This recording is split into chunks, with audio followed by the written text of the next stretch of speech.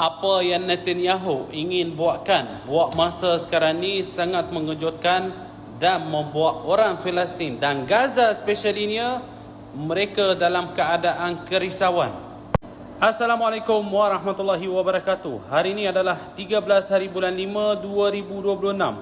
Apa yang Netanyahu cuba nasib untuk membuatkan terhadap saudara kita di Gaza sangat mengejutkan.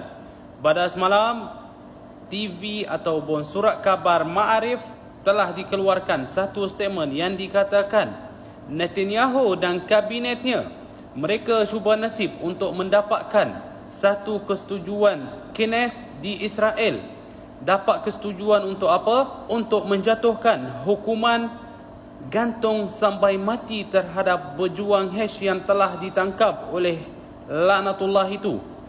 Siapakah berjuang itu? Mereka yang mulakan operasi 7 hari bulan Oktober. Dan dikatakan laporan tersebut Netanyahu cuba untuk mendapatkan hukuman tersebut terhadap berjuang H itu kerana kabinetnya dan spesialinya Ben Gvir rasa berjuang itu tidak harus berada di muka bumi ini kerana telah didapatkan berjuang itu adalah merosakkan keamanan di Israel dan di Palestin. Jadi mereka ini cuba untuk menjatuhkan hukuman dan dikatakan berjuang tidak layak lagi berada di muka bumi ini.